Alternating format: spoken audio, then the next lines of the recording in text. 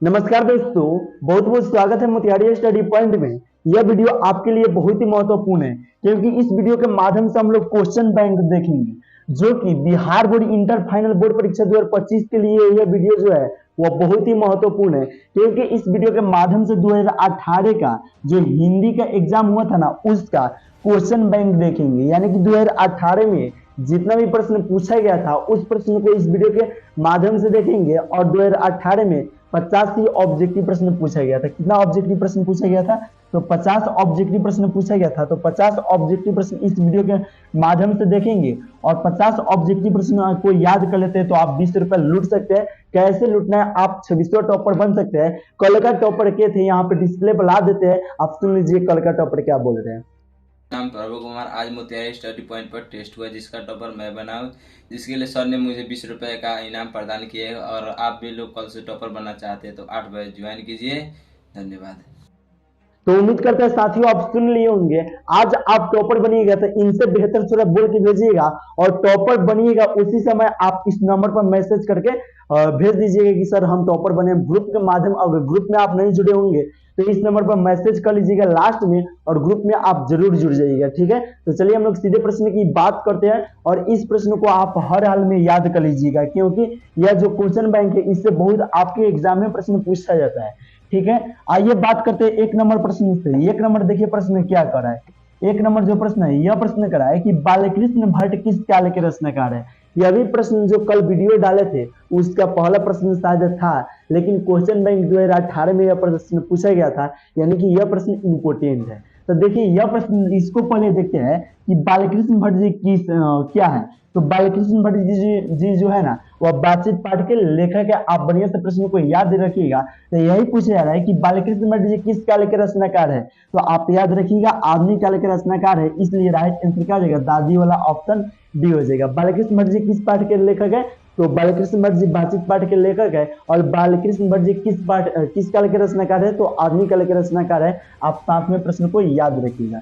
2 number प्रश्न करा है कि उसने कहा था किस, देखिए यहाँ पे पहले ध्यान दीजिएगा, उसने कहा था। अगर आपसे प्रश्न परीक्षा में पूछेगा कि उसने कहा था पाठ के लेखक के है तो आप कहिएगा चंद्रशर्मा गुलेर जी, या रचयिता के है तो चंद्रशर्मा गुलेर जी, साथ में आप याद रखिएगा।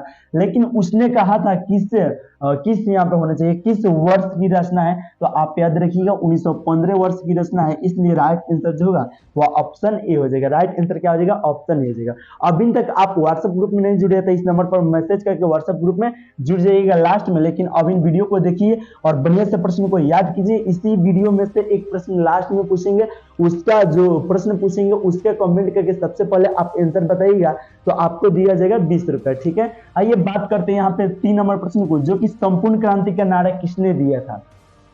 यानी संपूर्ण क्रांति के नारा किसने दिए थे? बताइए। संपूर्ण क्रांति पाठ के लेखक के थे तो जयप्रकाश नारायण जी थे, और जयप्रकाश नारायण ने ही संपूर्ण क्रांति के नारा दिए थे। तो बताइए इसमें कहाँ दिया है जयप्रकाश नारायण?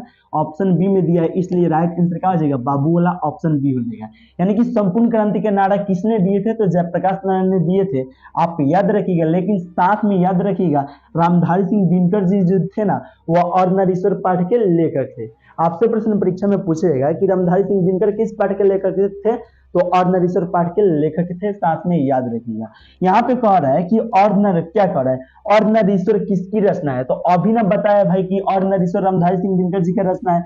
दिनकर जी इनको शॉर्टकट में बोला जाता है, इसलिए दिनकर लिखा हुआ है, इसलिए राइट आंसर क्या हो जाएगा? ऑप्शन ए हो जाएगा। लेकिन साथ में आप यह भी याद रखिएगा बालकृष्ण भट्ट जी किस पाठ के लेखक है?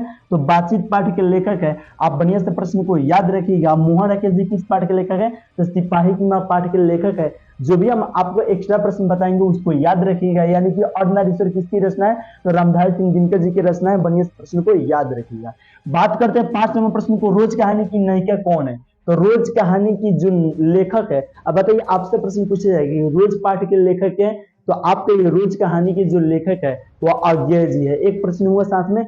आप यहाँ पे प्रश्न पूछ रहा है कि रोज कहानी की नायिका जो है वह कौन है? तो मालती है। प्रश्न को बढ़िया से याद करिएगा, जो कि मालती के पति का नाम क्या था? तो महेश्वर था। महेश्वर किस बीमारी का ऑपरेशन करके आए थे? तो गैंग्रीन की बीमारी का ऑपरेशन करके आए थे। साथ में यह भी प्रश्न को याद रखिएगा। बात करते हैं 6 नंबर प्रश्न को, एक लेख और एक पत्र के लेखक कौन है? तो एक लेख और एक पत्र के लेखक जो है वह रचनाकार पूछेगा या लेखक पूछेगा या रचयिता पूछेगा, तो आप कह दीजिएगा भगत सिंह है। क्या है भाई? तो भगत सिंह है, इसलिए राइट आंसर चाची वाला ऑप्शन सी हो जाएगा। और भगत सिंह ने अपने दोस्त मित्र यानी कि सुखदेव को पत्र लिखे थे, इसलिए राइट आंसर क्या हो जाएगा? भगत सिंह हो जाएगा। तो ऑप्शन सी हो जाएगा। ठीक है, आप साथ में तो याद रखे होंगे कि बालकृष्ण भट्ट जी बातचीत पाठ के लेखक है। रिपीट इसलिए कर रहा है कि आपके दिमाग में याद होते जाए। यह प्रश्न करा है, इनमें से कौन सी रचना जगदीश चंद्र माथुर जी की है? यानी कि हम लोग को बताना है इनमें से कौन ऐसा रचना जो है वह जगदीश चंद्र माथुर जी की है। ऑप्शन ए कर रहा है बातचीत, तो बातचीत बालकृष्ण भट्ट जी का है तो नहीं होगा। और ऑप्शन बी कर रहा है वो सदनीरा, तो वो सदनीरा है, क्योंकि तिरिच उदय प्रकाश जी का है। हंसते हुए मेरा अकेलापन मलय जी का है, तो नहीं होगा। राइट आंसर क्या हो जाएगा? ऑप्शन बी हो जाएगा, वो सदनीरा। ठीक है, आइए बात करते हैं यहाँ पे कितना नंबर प्रश्न को, तो 8 नंबर प्रश्न को। सिपाही की माँ के रचनाकार है, यानी कि सिपाही की माँ के रचनाकार इसमें से क्या है? भगत सिंह किस पार्ट के लेखक है? अभी बताया, आप लोग कमेंट करके बताइए। और दिनकर जी, रामधारी सिंह दिनकर जी और नरेश्वर पाठ के लेखक के साथ में याद रखिएगा। और गैस जी रोज पाठ के लेखक है, तो यह भी नहीं होगा, मोहन राकेश जी होगा। यानी कि सिपाही की माँ के रचनाकार के है, तो आप याद रखिएगा मोहन राकेश जी है, इसलिए राइट आंसर क्या हो जाएगा? ऑप्शन डी हो जाएगा। ठीक है, आइए बात करते हैं यहाँ पे कितना नंबर प्रश्न को, तो 9 नंबर प्रश्न को। जूठन क्या है? तो जूठन पाठ के लेखक ओम प्रकाश वाल्मीकि जी है, वह एक प्रकार से दलित आत्मकथा था। तो बताइए आत्मकथा कहीं लिखा है? तो ऑप्शन डी में लिखा है, इसलिए राइट आंसर क्या हो जाएगा? ऑप्शन डी हो जाएगा, आत्मकथा। और जूठन क्या है? तो आत्मकथा है, आप याद रखिएगा। जूठन पाठ के लेखक क्या है? तो ओम प्रकाश वाल्मीकि जी है, साथ में आप याद रखिएगा। 10 नंबर प्रश्न क्या है? हंसते हुए मेरा अकेलापन किस विद्या की रचना है? तो हंसते हुए मेरा अकेलापन जो है ना, वो डायरी है। क्या है साथियों? तो डायरी है, इसलिए राइट आंसर क्या हो जाएगा? ऑप्शन बी हो जाएगा, क्योंकि हंसते हुए मेरा अकेलापन पाठ के लेखक है तो मलय जी है। आप साथ में यह भी प्रश्न को याद रखिएगा। बात करते हैं 11 नंबर प्रश्न को। इनमें से प्रेम के पीर के कवि है? अगर प्रेम के बारे में इस हिंदी में चर्चा होगा तो आप समझ जाइएगा मलिक मोहम्मद जायसी जी है, और उनको शॉर्टकट में जायसी बोलते हैं। तब बताइए प्रेम के पीर के कवि के है? तो जायसी इसमें कहीं दिया है, तो ऑप्शन बी ए में दिया है, इसलिए राइट आंसर क्या हो जाएगा? ऑप्शन ए हो जाएगा, जायसी। यानी कि प्रेम के पीर के कवि के है तो मलिक मोहम्मद जायसी जी है, आप याद रखिएगा। बात करते हैं 12 नंबर प्रश्न को। सूरदास किस भाषा के कवि है? तो सूरदास जी जो है ना, वह ब्रज भाषा की कवि है। बताइए इसमें कहाँ दिया है ब्रज भाषा? तो ऑप्शन बी में दिया है, इसलिए राइट आंसर बाबू वाला ऑप्शन बी हो जाएगा। यानी कि सूरदास किस भाषा के कवि है? तो आप याद रखिएगा ब्रज भाषा की कवि है। बात करते हैं साथियों 13 नंबर प्रश्न को।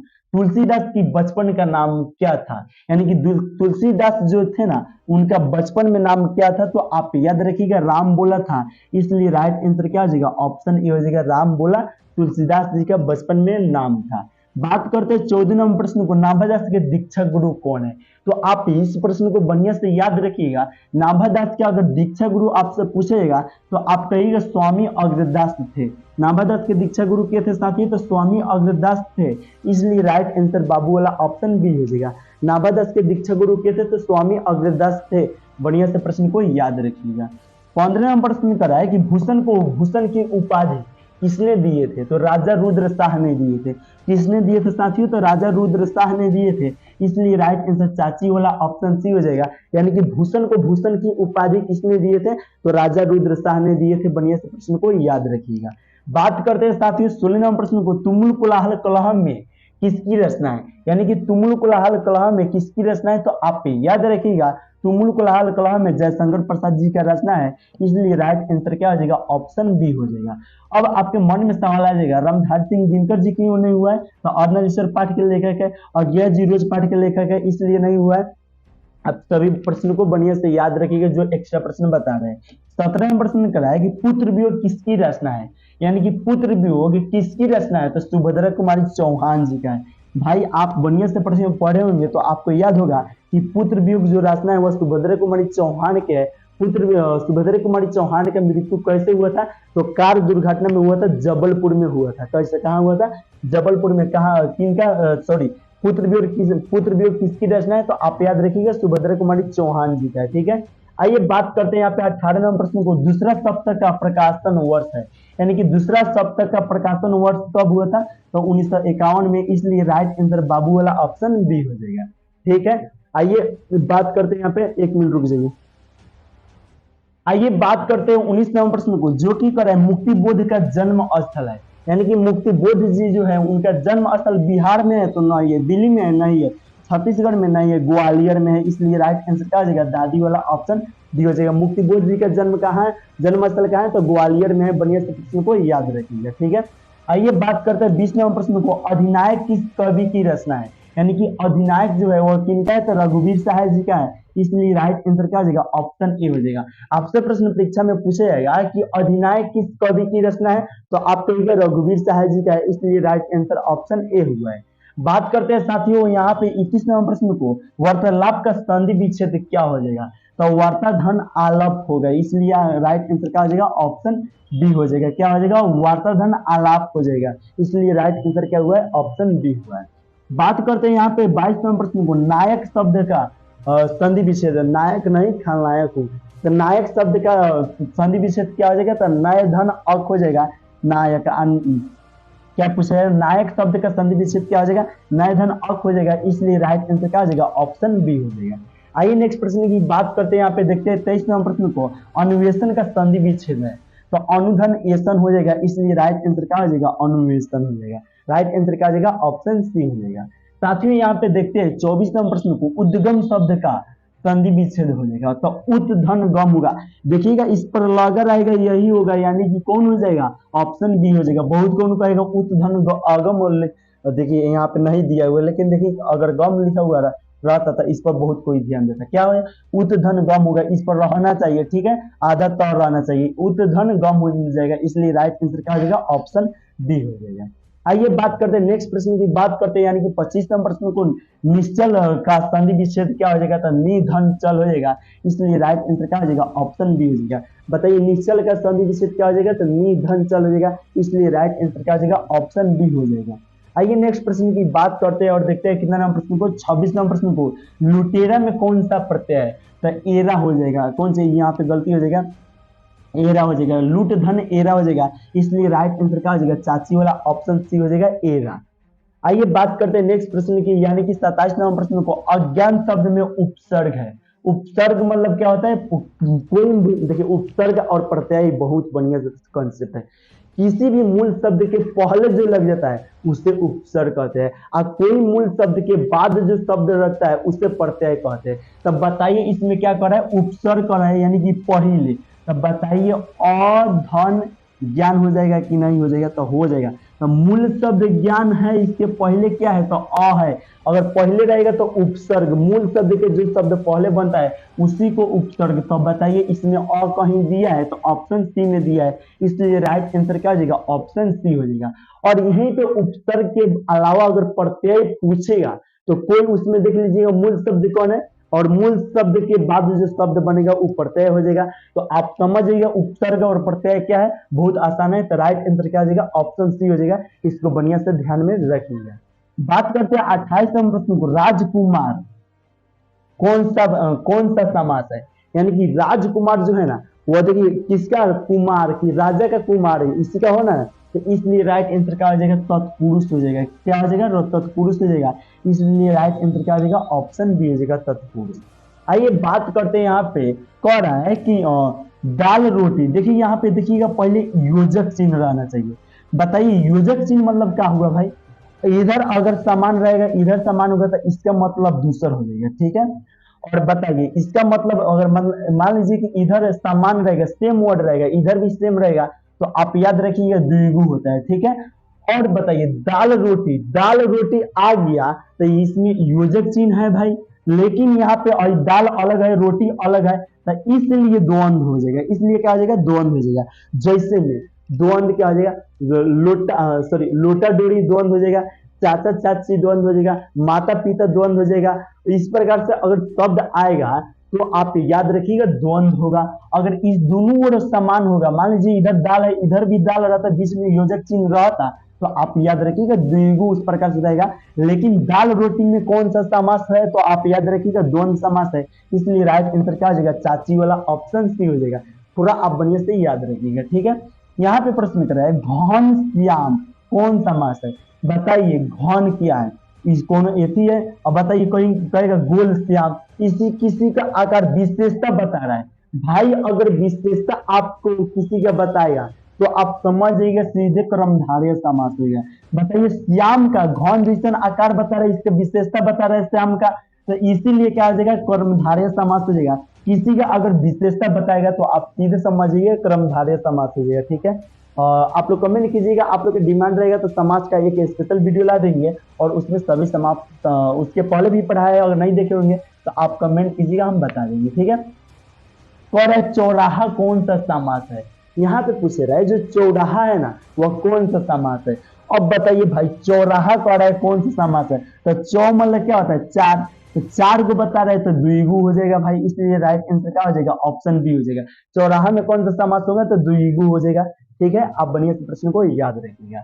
बात करते हैं यहाँ पे पीताम्बर कौन सा समास है, तो बहुब्रीहि हो जाएगा, इसलिए राइट आंसर क्या हो जाएगा ऑप्शन बी हो जाएगा, बहुब्रीहि हो जाएगा। ठीक है, अगर इसको डिटेल्स में कहिएगा तो आप एक वीडियो ला देंगे। पय का पर्यायवाची शब्द क्या होता है, पय का पर्यायवाची शब्द नीर भी होता है, पानी भी होता है, और नीर पानी इसमें दिया है नहीं दिया है, तो पानी जैसे ना दूध है, इसलिए राइट आंसर क्या हो जाएगा ऑप्शन ए हो जाएगा। यानी कि पय का पर्यायवाची शब्द इसमें तो ऑप्शन के अनुसार क्या हो जाएगा, तालाब नहीं हो जाएगा भाई, क्या हो जाएगा दूध हो जाएगा, इसलिए राइट आंसर क्या हो जाएगा ऑप्शन ए हो जाएगा। आइए बात करते हैं 34 नंबर प्रश्न को, अनुराग शब्द का अनुराग का विलोम है, तो अनुराग का विलोम जो होता है वह विराग होता है, इसलिए राइट आंसर बाबू वाला ऑप्शन बी हो जाएगा। आपसे प्रश्न परीक्षा में पूछेगा कि अनुराग का विलोम शब्द क्या होगा, तो आप कहिएगा विराग होगा। ठीक है, आइए बात करते हैं यहाँ पे 35 नंबर प्रश्न को, अर्थ का विपरीतार्थक शब्द है, यानी कि अर्थ मतलब शुरू, आदि मतलब अंत, इसलिए राइट आंसर क्या हो जाएगा ऑप्शन बी हो जाएगा। अर्थ मतलब होता है कोई काम को शुरू करना, और आदि मतलब होता है अंत करना, यानी कि अर्थ का विपरीतार्थक शब्द क्या हो जाएगा, तो आदि हो जाएगा, इसलिए राइट आंसर बाबू वाला ऑप्शन बी हो जाएगा। बात करते हैं साथियों यहाँ पे 36 नंबर प्रश्न को, कृष्ण का विलोम है, यानी कि कृष्ण का विलोम क्या होता है, तो कृष्ण का जो विलोम होता है वह शुक्ल होता है, इसलिए राइट आंसर चाची वाला ऑप्शन बी हो जाएगा। आप याद रखिए कृष्ण का विलोम जो होता है वह शुक्ल होता है। ठीक है, बात करते हैं यहाँ पे कितने नंबर प्रश्न को, 37 नंबर प्रश्न को, अस्थावर का विलोम शब्द क्या हो जाएगा, तो जंगम हो जाएगा। जंगम मतलब क्या होता है वहीं पे स्थल रहता है, इसलिए राइट आंसर क्या हो जाएगा ऑप्शन बी हो जाएगा जंगम। ठीक है, आइए बात करते हैं साथ ही यहाँ पे 38 नंबर प्रश्न को, जो कि देखिए अगर एक और बात बता दें, ये देखिए बहु टाइप नर का विलोम शब्द क्या, नारी, सब 9वीं 10वीं में पढ़े होंगे, और कोई हिंदी जो ग्रामर नहीं पढ़े होंगे, बुक तो हमसे पढ़े हैं तो आप जान रहे हैं हम बुक बहुत ज्यादा पढ़ा है, तो सब कोई बुक का प्रश्न बना दिया होगा, लेकिन व्याकरण में फंस रहे होंगे, तो शायद आप व्याकरण का वीडियो मेरा नहीं देखेंगे इसलिए आपको दिक्कत होता होगा, या कहीं नहीं पढ़े होंगे इसलिए दिक्कत होता होगा। लेकिन आप व्याकरण नहीं पढ़े तो आप कमेंट करके कहिए, आपके लिए स्पेशल हम वीडियो बना देंगे, और व्याकरण सीधे नीट एंड क्लीन हो जाएगा, कहीं से कुछ दिक्कत नहीं हो जाएगा। ठीक है, अब बताइए नॉर शब्द का विपरीतार्थक पूछेगा तो नारी हो जाएगा भाई, सीधे राइट आंसर क्या हो जाएगा ऑप्शन डी हो जाएगा। तो इस क्लासों को देखे होंगे तब ना आप बता पाइएगा, नहीं देखे होंगे तो क्या कीजिएगा, रट लीजिए, याद कर लीजिए, इसमें कोई रास्ते नहीं है दूसरा। अब कह रहा है स्तुति, स्तुति शब्द का विलोम क्या हो जाएगा, तो इसको पढ़ाया है भाई, स्तुति शब्द का होता है निंदा होता है, इसलिए राइट आंसर क्या हो जाएगा ऑप्शन ए हो जाएगा। स्तुति शब्द का विलोम शब्द क्या होता है, तो निंदा होता है। ठीक है, बढ़िया से प्रश्न को याद रखिएगा। बात कर रहे हैं यहाँ पे संध्या का विलोम शब्द है, यानी कि संध्या का जो है उसका विलोम क्या होता है, प्रात नहीं होता है, प्रातः होता है, इसलिए राइट आंसर क्या हो जाएगा बाबू वाला ऑप्शन बी हो जाएगा। यानी कि संध्या का विलोम क्या होगा, तो प्रातः होगा। और आप कमेंट करके सबसे पहले बताइए, मान लीजिए कि यहाँ पे 50 के बाद बहुत को 51 लिख के रखे रहेगा, ए चाहे बी चाहे सी चाहे डी दे देगा, तो इस प्रकार से गलत हो जाएगा। ध्यान में रखिएगा 51 नहीं रहेगा, आप ध्यान में रखिएगा, कुछ भी हो सकता है, 85 हो सकता है, तो इसका ए बी सी डी होगा, उस तरह कमेंट कीजिएगा, बाद में इस पर हाई लिख के भेज दीजिएगा, या ग्रुप में आप नहीं जुड़े होंगे तो इस नंबर पर मैसेज कर ग्रुप में जुड़ जाइएगा। आप टेस्ट डेली देते होंगे तो चाहे कभी देना मन करे तो आप इस पर मैसेज जरूर कर लीजिएगा, ताकि आप टॉपर बने तो हम आपको बता पड़े। शिव का उपासक कहलाता है, तो शिव का शैव कहलाता है, इसलिए राइट आंसर क्या हो जाएगा बाबू वाला ऑप्शन बी हो जाएगा। शिव का उपासक क्या कहलाता है, तो शैव कहलाता है, इसलिए राइट आंसर ऑप्शन बी हो जाएगा। बात करते हैं साथियों यहाँ पे 42 नंबर प्रश्न को, अपने पैरों पर खड़ा होना, मुहावरे का अर्थ क्या हो जाएगा, तो स्वावलंबी होना होगा, इसलिए राइट आंसर क्या हो जाएगा ऑप्शन बी हो जाएगा। स्वावलंबी होना होगा, इसलिए राइट आंसर क्या हो जाएगा ऑप्शन बी हो जाएगा। बहुत जल्द क्लास अब समाप्त हो जाएगा, 1 मिनट के आसपास में। क्या करें, आसमान टूटना मुहावरे का अर्थ है, यानी कि आसमान टूटना मुहावरे का अर्थ क्या होता है, अचानक मुसीबत आना होता है, इसलिए राइट आंसर बाबू वाला ऑप्शन बी हो जाएगा। आसमान टूटना मुहावरे का अर्थ क्या होता है, तो अचानक मुसीबत आना होता है। अब बढ़िया से प्रश्न को याद रखिएगा। बात करते हैं 44 नंबर प्रश्न को। घाट घाट का पानी पीना मुहावरे का अर्थ है। तो घाट घाट का पानी पीना मुहावरे का अर्थ है बहुत अनुभवी होना। कौन कौन ना करता है, हम ही को चरा रहा है घाट घाट का पानी पिए, यानी कि बहुत अनुभवी हुए उस काम में, ठीक है। तो घाट घाट का पानी पीना मुहावरे का अर्थ क्या होता है, बहुत अनुभवी। और यहाँ पे टॉपर वाला जो यहाँ पे मेरा पोस्टर लगा होगा, इसी वीडियो का पोस्टर लगा होगा, आएगा अगर उस पर कर से आएगा तो आप कमेंट करके बता दीजिएगा, ठीक है। 45 नंबर प्रश्न को, त्राही करना, त्राही त्राही करना मुहावरे का अर्थ होगा। आप देखे होंगे दुर्गा माँ भस्मासुर को जाते हैं घेट काटने, वीडियो में यहाँ पे कहीं कहीं होता है, तो वहां पे देखिएगा जाके काटते जब चिल्लाता है त्राही त्राही, यानी कि त्राही त्राही मतलब क्या होता है, तो आप याद रखिए बहुत दुखी होता है। क्या होता है साथियों, बहुत दुखी, इसलिए राइट आंसर क्या हो जाएगा, ऑप्शन ए हो जाएगा। त्राही त्राही करना मुहावरे का अर्थ क्या हो जाएगा, बहुत दुखी, ठीक है।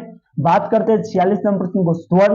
स्वर्ण का विशेषण होगा तो स्वर्णिम होगा, इसलिए राइट आंसर क्या हो जाएगा, ऑप्शन बी हो जाएगा। बगल में डीजे बज रहा है शादी वादी का, तो उससे मेरा थोड़ा प्रॉब्लम हो रहा है। आपको क्या सुनाता होगा कि नहीं सुनाता होगा, माइक एक जड़ मतलब शायद नहीं सुन पाता होगा, तो आप लोग को नहीं सुनाता होगा, ठीक है। मेरा बहुत जगह सुना रहा है, थोड़े दूसरे टाइप का पढ़ा रहा है आज, मालूम है आपको। जगत का विशेषण होगा। जगत का विशेषण बहुत कोई जगदीश लगाता है देता है, लेकिन बिल्कुल गलत हो जाएगा। क्या होता है, जागतिक होता है, जागतिक होता है। जगत का विशेषण क्या होता है, जागतिक होता है, इसलिए राइट आंसर क्या हो जाएगा, ऑप्शन सी हो जाएगा। आपसे प्रश्न परीक्षा में पूछा जाएगा जगत का विशेषण क्या होगा, तो जागतिक होगा। आप बढ़िया से प्रश्न को याद रखिएगा। 48 नंबर प्रश्न को, दिन का विशेषण क्या होता है, दैनिक होता है। दिन का विशेषण क्या होता है साथियों, तो दैनिक होता है, इसलिए राइट आंसर बाबू वाला ऑप्शन बी हो जाएगा। दिन शब्द का विशेषण क्या होता है, दैनिक होता है। इसके बाद ही आने वाला है टॉपर वाला क्या करें, अरण्य, अरण्य का समानार्थिक मतलब होता है प्रवाची शब्द क्या होता है, तो विपुल होता है, कुछ विपिन होता है, इसलिए राइट आंसर क्या हो जाएगा, ऑप्शन ए हो जाएगा। बस टॉपर वाला प्रश्न आने वाला है, आप लोग कमेंट करके बहुत जल्द बता दीजिएगा, ठीक है। इसके बाद आने वाला है कौन है, तलवार शब्द का विलोम है, यानी कि तलवार शब्द का विलोम क्या होता है भाई, तो सहायक होता है, इसलिए राइट आंसर बाबू वाला ऑप्शन भी हो जाएगा। अब कहिए भाई कैसे समझे सहायक होता है, तो इसको पढ़ना पड़ता है विलोम शब्द। विलोम शब्द हम बहुत दुनिया से पढ़ा चुके हैं, नहीं देखे होंगे तो नीचे डिस्क्रिप्शन में दिए होंगे, तो शायद देख लीजिए या जाके प्ले लिस्ट में देख लीजिएगा, ठीक है, बाद में देख लीजिएगा। लेकिन आप याद रखिए तलवार शब्द के बीच विलोम शब्द जो होता है वह सहायक होता है, ठीक है। आइए इस प्रश्न का कमेंट करके आंसर आप बताइए। और आप नोट्स लेना चाहते हैं ऑल चैप्टर का, सब्जेक्टिव ऑब्जेक्टिव सम सब कुछ, तो आप 49 रुपया पेमेंट करके, कितना रुपया, 49 रुपया पेमेंट करके इस नंबर पर स्क्रीनशॉट भेज दीजिएगा, आपके पास भेज दिया जाएगा, ठीक है। पर डे यहाँ पे आपको क्लास दिया जाएगा जिसमें 20 रुपया दिया जाएगा। सबसे पहले जो कमेंट करके बताएगा उसको कितना रुपया दिया जाएगा, 20 रुपया दिया जाएगा। और जो संडे को कमेंट करके बताएगा उसको 50 रुपया दिया जाएगा। कितना, किस दिन को, संडे को। संडे को जब टेस्ट होगा उस समय कितना दिया जाएगा, 50 रुपया दिया जाएगा, आप ध्यान में रखिएगा। तो चलिए इस वीडियो को यहीं पे समाप्त नहीं करते, टॉपर वाला लाते देखते हैं। सबसे पहले आज के कमेंट करके बताते हैं। नामदास के दीक्षा गुरु का नाम क्या था, वल्लभाचार्य, स्वामी अग्रदास, नरहरिदास, रामानुजा कसी। 67 नंबर लिख के ABCD जो भी कुछ होगा आप दीजिएगा। तो साथियों उम्मीद करते हैं कि आप कमेंट कर दिए होंगे। बाकी आपको वीडियो कैसे लगा आप कमेंट करके जरूर बताइए। फिर मिलते हैं नेक्स्ट वीडियो में। आप किस टॉपिक के वीडियो देखना चाहते हैं आप कमेंट करके जरूर बताइए। कोई भी दिक्कत हो रहा है तो इस नंबर पर आप मैसेज कीजिए। तो चलिए फिर मिलते हैं नेक्स्ट वीडियो में नेक्स्ट टॉपिक के साथ में।